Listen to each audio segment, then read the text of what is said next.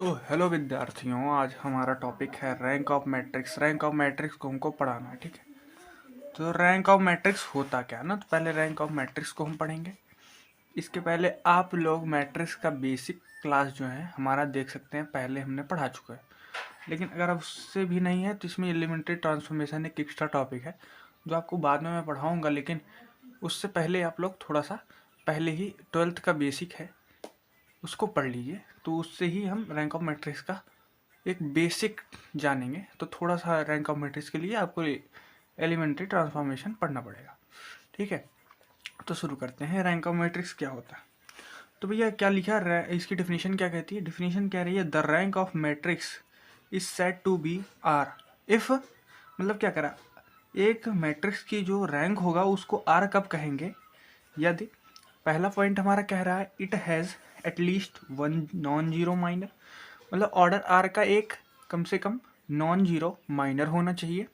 और दूसरी कंडीशन क्या कह रही है, every minor of A of order higher than r is zero, मतलब जो भी उसके माइनर होंगे जिनका ऑर्डर आर से ज़्यादा होगा वो क्या होने चाहिए, वो जीरो होने चाहिए। तो जैसे अब एक नोट हमारा है, नोट भी आप देख लीजिए थोड़ा सा, इसको एग्जाम्पल के थ्रू मैं बताऊंगा। पहले हम इसको बेसिक से डेफिनेशन आप देख लें, उसके बाद मैं इसको एग्जाम्पल के थ्रू भी बताने वाला हूँ। तो नोट क्या है, नोट दिया है, पहला नोट हमारा है non zero row is the row in which the elements are not zero, मतलब नॉन जीरो रो एक ऐसे रो होते हैं जिनको हम क्या कह सकते हैं, जो जिनके सारे एलिमेंट्स क्या हो, जीरो ना हो। मतलब ऐसा कैसे मैं कह रहा हूँ, मैं इसको समझाने की कोशिश करता हूँ। जैसे कोई आपका ये हो गया, टू है, जीरो है, जीरो है, वन है, ठीक है। इसमें सभी एलिमेंट्स जो है वो जीरो नहीं है। ये एक रो है, इसके सारे एलिमेंट्स क्या है, जीरो नहीं है। एक एलिमेंट, दो एलिमेंट हमारे क्या है, नॉन जीरो है, तो इसीलिए इसको क्या कहा जाएगा, इसको कहा जाएगा नॉन जीरो रो, ठीक है। अगर सारे एलिमेंट क्या होंगे, जीरो होंगे, तब क्या कहेंगे, जीरो रो कहेंगे, ठीक है। तो समझे, वही चीज़ इसमें नोट्स में बताने की कोशिश किया है। दूसरा पॉइंट क्या कह रहा है हमारा, दूसरा पॉइंट कह रहा है कि रैंक ऑफ, जो रैंक जो होगा मैट्रिक्स, जो प्रोडक्ट मैट्रिक्स ए और बी की, जो ए और बी कोई मैट्रिक्स है उनका जो प्रोडक्ट जब निकलेगा वो ए बी निकलेगा, वो मैट्रिक्स जो होगी इसका रैंक जो होगा वो ए और बी के रैंक से क्या होगा, कम होगा, ठीक है। ये चीज़ कहने की कोशिश की जा रही है। और थर्ड पॉइंट क्या कह रहा है, थर्ड पॉइंट कह रहा है corresponding to every matrix A of rank r के मैट्रिक्स के साथ साथ देखते हैं कि एक क्या करेगा, नॉन सिंगुलर मैट्रिक्स पी और क्यू जो होंगे एग्जिस्ट करेंगे, मतलब एक नहीं दो एग्जिस्ट कर सकते हैं। तो क्या है नॉन सिंगुलर, क्या होता है, पहले पहले नॉन सिंगुलर हमने पढ़ा है, वहाँ पर हमने पढ़ा है कि नॉन सिंगुलर होता क्या है। पहले हम बताए थे क्या सिंगुलर क्या है। सिंगुलर वो मैट्रिक्स होते हैं जिनका जो होता है डिटर्मिनेंट जब हम निकालते हैं वो क्या आ जाए, जीरो हो जाए, ठीक है। पर नॉन सिंगुलर क्या क्या हो गया, जो सिंगुलर ना हो ना, तो यानी कि जो इसका डिटर्मिनेंट आएगा वो क्या होगा, जीरो के बराबर नहीं होगा। तो इतना ही बेसिक है। इसके बाद चलते हैं क्या कह रहा है इसमें, corresponding to every matrix A matrix के कॉरस्पॉन्डिंग जो ए मैट्रिक्स है वो किस रैंक की है, आर रैंक की है। तो क्या एग्जिस्ट करेगा, एक नॉन सिंगुलर मैट्रिक्स पी और क्यू एग्जिस्ट करेंगे और कुछ इस तरीके से दिखेंगे कि वो रिप्रेजेंटेशन करेंगे I R zero zero zero, इनका रिप्रेजेंटेशन करेंगे, ठीक है। ये पहले डेफिनेशन है, पहले मैं डेफिनेशन समझा रहा हूँ, फिर उसके बाद में इसके ऊपर क्वेश्चन जो देखूंगा क्या होता rank of matrix. Rank of matrix तो आपको इस पूरी चैप्टर में ही पढ़ना है, इसको 3 वीडियोज में मैं पूरा करने वाला हूँ। तो आप बेसिक से देखते रहें, बस आप लेक्चर्स को पूरा अटेंड करें, आपको बहुत ही अच्छे तरीके से ये समझ में आएगा। तो एक्लन फॉर्म क्या होता है, एक्लन फॉर्म ऑफ मैट्रिक्स, ठीक है।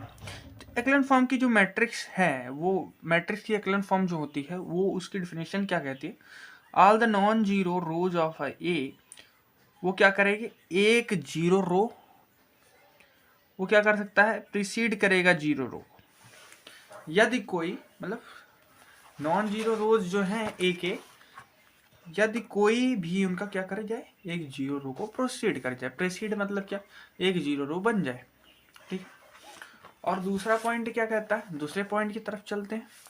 दूसरा पॉइंट कहता है the number of zero preceding the first non zero element. मतलब क्या कह रहा है, इस चीज को देखें, मतलब क्या कह रहा है, जो जीरो हैं, जो भी जीरोज हैं वो नॉन जीरो, जैसे हमारा कोई ये हो गया, मान लेना मैट्रिक्स हो गया, ठीक है, ये मैट्रिक्स हुआ, ये जीरो है, ये कहने की कोशिश कर रहा है, ऐसा कुछ कहने की कोशिश कर रहा है, ठीक है, ओके, ऐसा कुछ करने की कोशिश कर रहे हैं। ये मतलब ये क्या कहना चाह रहे हैं कि ये कोई मैट्रिक्स होगा, एक्लॉन फॉर्म में जब रिप्रेजेंट करेंगे तो ये क्या कह रहा है कि जो भी मैट्रिक्स में जो भी नॉन जीरो, जो जीरोज की जो संख्या होगी वो बढ़ती चली जाएगी। बढ़ती चली जाएगी मतलब क्या, रो रो के हिसाब से बढ़ती चली जाए। पहला जीरो यहाँ शुरू हुआ, फिर उस पर तो हम देखते हैं जैसे कि इसमें क्या था, इसमें एक जीरो था, इसमें दो जीरो, इसमें तीन जीरो, यानी कि क्या होंगे, जीरोज की जो संख्या होगी नीचे नीचे आते आते क्या होती है, बढ़ जाती है। एक्लॉन फॉर्म में इसको मैं थोड़ा सा और एग्जांपल के थ्रू दिखाता हूँ। एक एग्जांपल मैं आपको दिखाता हूँ। तो इसमें एग्जांपल में क्या है, जैसे यहाँ पर एक जीरो, यहाँ पर दो जीरो, यहाँ पर सारे जीरो हो गए ना, तो क्या कर रहा है, ये असेंडिंग ऑर्डर में बढ़ते चले जाते हैं। जीरोज की संख्याएं जो होंगी वो, जब पहला नॉन जीरो होगा, यहाँ पर पहला जीरो हो गया, पहला जीरो आया, फिर उसके बाद दूसरा, तीसरा, चौथा, पांचवा, तो क्या हुआ, पहले रो में जब हमारा, जब दूसरे रो में जब एक जीरो आया तो उसके बाद सभी एलिमेंट जो होंगे जो जीरो आ रहे हैं तो क्या असेंडिंग ऑर्डर में आ रहे हैं। जैसे इसमें एक जीरो आया, इसमें दो जीरो आया, इसमें पांच जीरो आ गए, ठीक है। तो आप देखते जाएं, बस इसी तरीके से ये लगता रहेगा, ओके। तो जैसा कि अभी देख सकते हैं ना, तो इसी तरीके से ये था। तो इसी चीज़ को ये दूसरा हमारा दूसरी कंडीशन कह रही है। तो तीसरी क्या कह रही है, तीसरे में कह रहा है the first non zero element, पहला नॉन जीरो एलिमेंट जो होगा रो में वो क्या होना चाहिए, एक होना चाहिए। मतलब पहला नॉन जीरो एलिमेंट, अब पहला नॉन जीरो एलिमेंट क्या है, यहाँ पर देखो इस रो में पहला नॉन जीरो एलिमेंट क्या है, एक है। यहाँ पर इस रो में पहला नॉन जीरो एलिमेंट क्या है, एक है। और यहाँ पे पहला नॉन जीरो एलिमेंट क्या है, एक है। यहाँ पर जो जीरो है पूरा, ठीक है। तो पहला नॉन जीरो एलिमेंट क्या होना चाहिए, एक होना चाहिए। बस यही हमको इसमें कंडीशन दिखानी है। तो तीन कंडीशन जो होंगी वो अगर सेटिस्फाई कर लेते हो तब क्या होगा, हमारा एक्लन फॉर्म होगा। इसकी नोट्स आपको मिल जाएंगी टेलीग्राम चैनल पे, जिसका नाम है अभी, जिसका नाम ये रहा, देख लें आप, क्या है, अभियान टीचिंग, ठीक है। तो यहाँ पर मैं आपको दिला दूंगा और यहाँ पर लिंक भी दे दूंगा कहाँ से आप उसमें ज्वाइन कर सकेंगे। तो उसमें ज्वाइन करने का भी लिंक आपको मिल जाएगा, ठीक है। तो नोट देख लेते हैं, कुछ नोट है, इंपॉर्टेंट नोट है, इंपॉर्टेंट नोट देख सकते हैं। क्या, जो नंबर ऑफ नॉन जीरो रोज होंगे, जो नॉन जीरो रोज की जो संख्या होती है मैट्रिक्स में एक्लन फॉर्म में, उसे क्या कहते हैं, उसकी रैंक कहते हैं, ठीक है। तो ये इसकी एक डिफिनीशन, रैंक ऑफ मैट्रिक्स की एक डिफिनीशन ये भी हो सकती है, ठीक है। समझ में आया। तो एक नोट और ये है, to obtain the rank of a matrix, matrix के रैंक को डिटरमाइन या पाने के लिए क्या कर सकते हैं हम, इसको अपर ट्रायंगुलर मैट्रिक्स में हम रिड्यूस कर सकते हैं। फिर उसके बाद हम जोड़ेंगे क्या, नॉन जीरो रोज जो होंगी उसे ही हम क्या कहेंगे, रैंक मैट्रिक्स कहेंगे, ठीक है। समझ में आया। तो इसके बाद एक एग्जांपल देख लेते हैं, उसके बाद आगे की तरफ चलेंगे।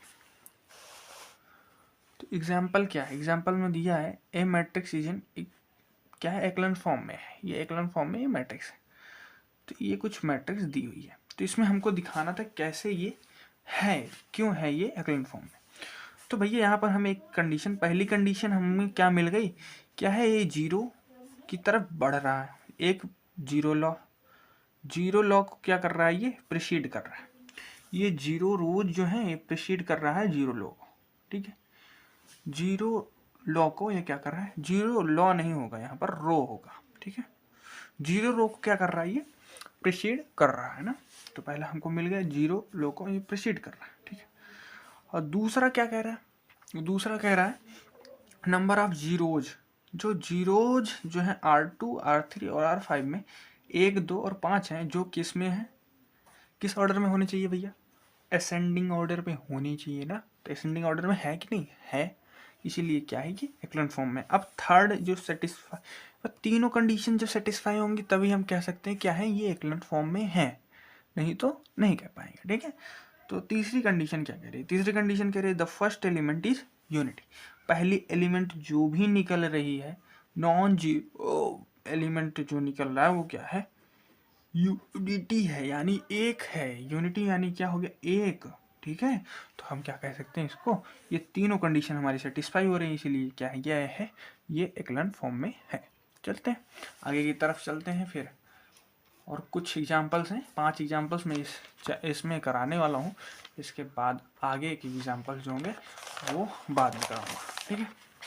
यहीं पे वही लिखा है कि क्या है, there are 3 non zero rows, इसमें 3 नॉन जीरो रोज हैं, तो इसीलिए इसका रैंक क्या होगा, 3 होगा, ठीक है। वही चीज़ समझाने को। तो एक एग्जाम्पल और दिया हुआ है कि find a row reduced echelon matrix which is row equivalent to this, ठीक है। तो कोई मैट्रिक्स दी हुई है, इसका क्या करना है, इसका रो इक्विवेलेंट फॉर्म निकाल के क्या करना है हमको, इसका निकालना है रैंक ऑफ मैट्रिक्स। निकाल देते हैं। रैंक ऑफ मैट्रिक्स होता क्या है, तो इसका कुल मिला के रो रिड्यूस्ड फॉर्म निकालना है, तो रो रिड्यूस्ड फॉर्म हम निकालते हैं। तो देखते हैं भैया, ये क्या है, ये कोई मैट्रिक्स है, ठीक। ये हमारी जो मैट्रिक्स था उसी को हमने उतारा। फिर इसके इक्विवेलेंट करने के लिए क्या करेंगे, इक्विवेलेंट लिखा ये, पर इसमें क्या चेंज करें कि ये इसके बराबर हुआ। तो भैया इसको देखो, इसके अंदर हम एलिमेंट्री ट्रांसफॉर्मेशन लगाते हैं। एलिमेंट्री ट्रांसफॉर्मेशन क्या क्या लगाया गया है वो हम इस मैट्रिक्स के सामने लिखते हैं। जो इसका ट्रांसफॉर्मेशन करने के बाद जो प्राप्त हुई वो हमको यहाँ पर लिखना रहता है।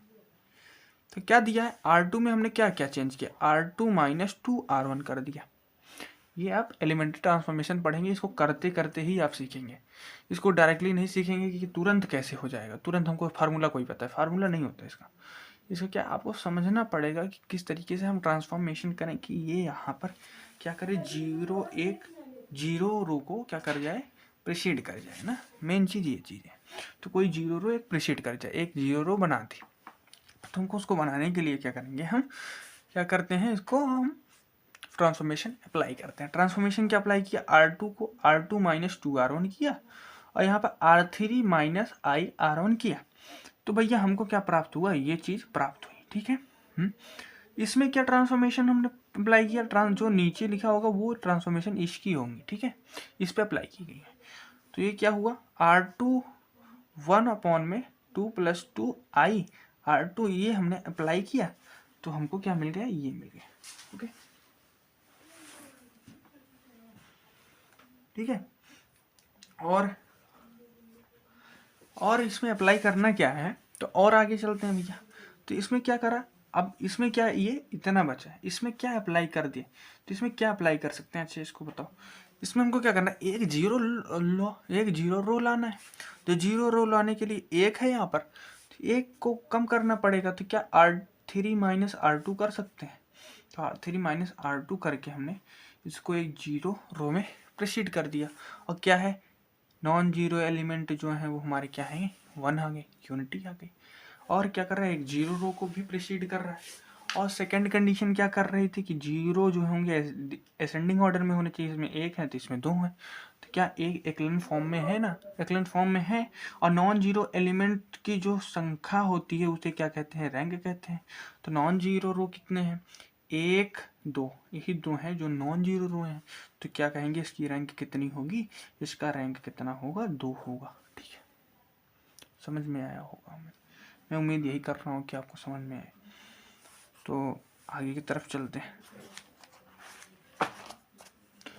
तो एग्जाम्पल नंबर 3, ठीक है, एग्जाम्पल नंबर 3 पे चलते हैं। एग्जाम्पल नंबर 3 है क्या, तो कोई मैट्रिक्स है, उसका रैंक हमको फाइंड करना है। कोई एक मैट्रिक्स दी है 2 3 4 एंड 3 1 2 एंड -1 2 2 दिया है, ठीक है। तो माना क्या, हमने मान लिया, क्या माना, ये मैट्रिक्स, इसको क्या मान लिया, ए मैट्रिक्स, कोई ए मैट्रिक्स है, ठीक है। इसको इक्विवेलेंट करते हैं। इक्विवेलेंट करने पे क्या मतलब, इक्विवेलेंट हो गया तो कोई ट्रांसफॉर्मेशन इस पे अप्लाई करेंगे। तो इस मैट्रिक्स पे जो ट्रांसफॉर्मेशन अप्लाई करेंगे उसको लिखेंगे इस मैट्रिक्स के सामने, ठीक है। तो इस पे क्या अप्लाई किया, R1 माइनस R1 और R3 को क्या कर दिया हमने, इंटरचेंज कर दिया। अब इंटरचेंज करने के मतलब क्या, यहाँ पर जो है ये रो जो है, ये रो इस रो से क्या कर दिया, चेंज कर दिया। मतलब ये इसकी जगह आ गया और ये इसकी जगह आ गया। तो यहाँ पर -1 2 2 हो गया और यहाँ पर 2 3 4 हो गया। ठीक है, चेंज हो गया ना, इंटरचेंज। भैया हम एलिमेंट्री ट्रांसफॉर्मेशन जब पढ़ेंगे, आप एलिमेंट्री ट्रांसफॉर्मेशन पहले आप इसको पढ़ लीजिए, तो उसके बाद ही आपको ये समझ में आएगा। एलिमेंट्री ट्रांसफॉर्मेशन में क्या है, इंटरचेंज हम कर सकते हैं रो को, तब यही एलिमेंट्री ट्रांसफॉर्मेशन होता है। एलिमेंट्री ट्रांसफॉर्मेशन में कुछ ना कुछ चेंज हम करते रहते हैं। ठीक है, तो पहले उसको पढ़िए, फिर उसके बाद आप तभी समझ पाएंगे इस लेक्चर को। ठीक है, तो फिर ये इक्विवेलेंट करा, यहाँ पर क्या अप्लाई किया, यहाँ पर अप्लाई किया R2 + 3R1 और R3 क्या हो गया, R3 + 2R1। तो हमको क्या मिला, ये चीज़ मिली -122 एंड 078 एंड 078, ये चीज़ें हमको मिली। ठीक है, तो इसके ऊपर हम क्या ट्रांसफॉर्मेशन हमने अप्लाई किया, ट्रांसफॉर्मेशन अप्लाई किया R3 R2, ये अप्लाई किया तो क्या हुआ, ये 0 हो गया, ये 0 हो गया। ठीक है, और ये अगर 0 हो गया तो क्या, ये तो हो गया आपका ना। अब इसके ऊपर क्या अप्लाई क्या करें, अच्छा इनके ऊपर क्या अप्लाई करते हैं कि हमारा जो हो ये एक्लन फॉर्म में हो जाए। अब भैया यहाँ पर देखो प्रोसीड कर रहा है 0 को, बस क्या है, यूनिट एलिमेंट नहीं आ रहे हैं, नॉन जीरो एलिमेंट जो है हमारे क्या होंगे, 1 होनी चाहिए। तो इसको 1 करने के लिए क्या कर सकते हो, इसको माइनस से क्या कर सकते हो, गुणा करा सकते हो। तो R2 को -R1 के बराबर लिख दिया हमने। ठीक है, इंटरचेंज कर दिया उसके साथ।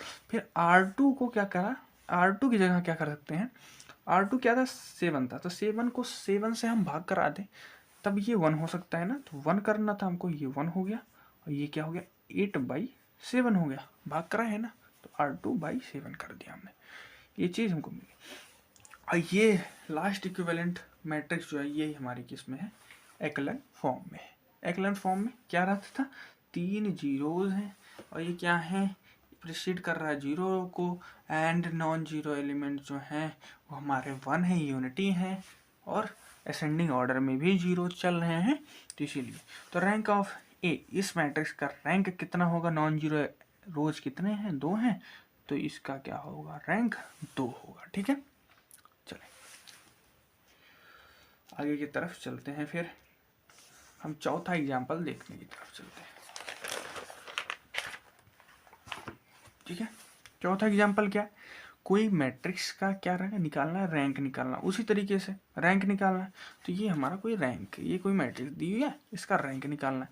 तो इसके ऊपर हमने क्या ट्रांसफॉर्मेशन अप्लाई किया, R2 - 3R1 अप्लाई किया, यहाँ पर R3 - 2R1 अप्लाई किया, तो क्या मिला हमको, ये चीज़ें मिली, ये चीज़ें मिली। तो इसके ऊपर फिर हमने क्या अप्लाई किया, R3 - R2 अप्लाई कर दिया, तो ये क्या आया, ये चीज़ मिली। ठीक है, ये चीज़ मिली। अब ये चीज़ मिली, देखो यहाँ पर कि 0 रो के तरीके से क्या करा, अप्लाई कर रहा है, क्योंकि ये थ्री मैट्रिक्स है। आप समझें इसको, क्या ये 3 रो एंड 3 क्रॉस 3 का मैट्रिक्स बना लीजिए। ठीक है, तो इसमें क्या कर रहा है, ये क्या है, इसके जो रैंक है इस मैट्रिक्स का, इसमें क्या है, नॉन जीरो, प्रीसीड कर रहा भी है, 0 को भी बढ़ा रहा है, और क्या कर रहा है, असेंडिंग ऑर्डर में चल रहे हैं, और क्या कर रहा है, ये जो है अदर भी कार्य कर रहा है।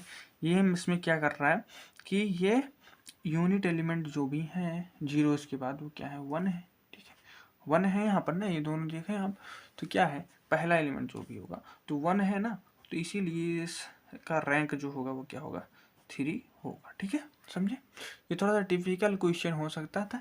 इसमें क्या करना है, जैसे आप देखें ना, ये तो 3 क्रॉस 3 का मैट्रिक्स है ना, तो ये जब ये 3 क्रॉस 4 का मैट्रिक्स दिख रहा है, ठीक, तो इसको क्या करेंगे, पहले हम 3 क्रॉस 3 के हिसाब से देखेंगे। यहाँ तक हमने पहुँचा, और 3 क्रॉस 3 में हम देख रहे हैं कि ये क्या कर रहा है, ये फॉलो कर रहा है एक्लन फॉर्म को, ये 3 क्रॉस 3 अप्लाई कर फॉलो कर रहा है ना। तो इसी तरीके से इसका रैंक हम यहीं से लिख देंगे, क्या लिखने, रैंक कितना है, इसका रैंक 2 हो गया। ये एक्लन फॉर्म को अप्लाई भी कर रहा है, सब कुछ फॉर्म कर रहा है ना, एक्लन फॉर्म में है एक्लन फॉर्म में जब यहीं आ गया है, इसीलिए इसका रैंक जब हम निकालेंगे तो रैंक इस तरीके से नहीं निकलता रैंक, क्योंकि ये भी 4 है, तो इसका भी रैंक निकलेगा ना। तो ये क्या है, तीनों रैंक में है, तीनों क्या है, तीनों नॉन जीरोज हैं, और नॉन जीरो रोज जब 3 है तो इसीलिए इसका रैंक कितना हो गया, 3 हो गया। ठीक है, तो समझेगा। और आखिरी क्वेश्चन रहा ये, तो एग्जाम्पल नंबर 5 ये रहा। और किसी को अगर ना समझ में आए तो आप कमेंट सेक्शन में बताएंगे, तो मैं उसको फिर दोबारा समझाने की कोशिश करूँगा। ठीक है, तो आप प्रॉब्लम ना लें, मैं आपको पढ़ाने की अगर जिम्मेदारी लिया हूँ तो मैं इसको बढ़िया से पूरा करूँगा। ठीक है, तो एग्जाम्पल नंबर 5 है। एग्जाम्पल नंबर 5 क्या दिया है, फाइंड करना है हमको कोई रैंक मैट्रिक्स का। तो ऐसा कोई मैट्रिक्स का रैंक दिया है, इसको हमको क्या करना है, फॉलो करना है, निकालना है। तो ये कोई देखो, हम इसको हम और तरीके से सोल्यूशन इसका क्या है, जैसे कोई ए दिया है, इतना नहीं निकाला। ठीक है, इसको क्या कहे, इसके ऊपर ट्रांसफॉर्मेशन क्या अप्लाई किया, R2 minus 2R1 R3 minus 3R1, ये हमको अप्लाई हुआ, ये हमने अप्लाई किया। जब ये अप्लाई किया तो हमारा ये सीधा यहीं पे 0 हो गया। फिर नहीं, 0 नहीं हुआ, तो आया क्या, ये आया। ठीक है ना, आया क्या, ये आ गया। तो इसमें हम क्या अप्लाई किए भैया, एक चीज़ देखो ना, देखो यहाँ पर अप्लाई किया ये चीज़, ठीक, यहाँ पर अप्लाई किया ये चीज़, तब हमको क्या प्राप्त हुआ, ये चीज़ मिला ना। तो इसका क्या है, अब यहाँ पर देखो नॉन जीरो रोज कितने हैं, 2 हैं। नॉन जीरो रोज कितने हैं, 2 हैं, तो इसीलिए इसका रैंक कितना हो गया, 2 हो गया। इस तरीके से रैंक निकलते हैं। तो रैंक की ये नॉर्मल एक्लन फॉर्म थी।